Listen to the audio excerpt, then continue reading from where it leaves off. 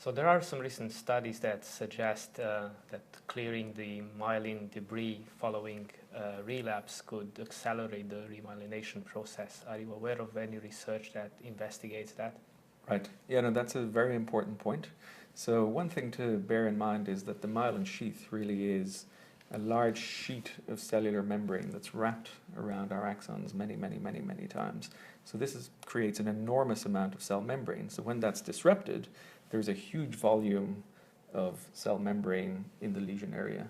So this, of course, can simply represent a physical barrier for the new cells that need to come in and get past that to undergo remyelination.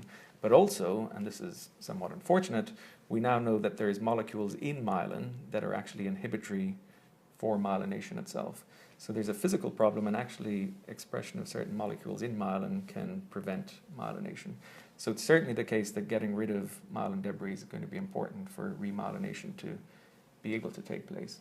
So the cells that get rid of myelin in the central nervous system are called macrophages.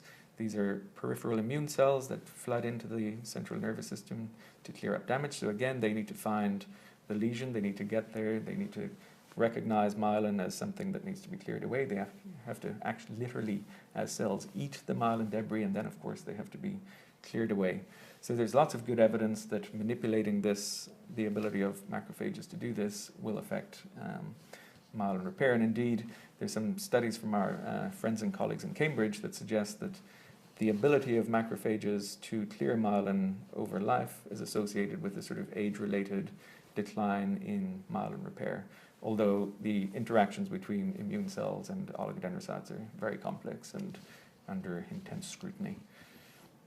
So how could, if, for instance, a new drug train the macrophages to identify only the myelin debris and not the good myelin?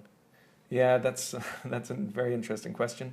I'm not sure how you could exactly train a macrophage to do so, but for example, there's a lot of dynamic biology going on here. So, and this is a beauty of a system like the zebrafish, where you can actually visualize all of these cells in the living animals. So we have models in the laboratory of myelin damage, and we have the ability to visualize myelin in the animal and visualize the immune cells. So we can see these events happening, and then we can, remember our little prop here, we can do drug treatments to see if we can identify compounds that make the macrophages migrate more quickly to the site of injury, make the macrophages better able to digest, or importantly, make the macrophages leave the site of injury.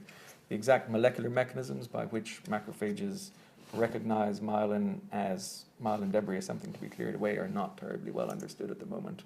But this, of course, is something we're desperate to understand as a research community.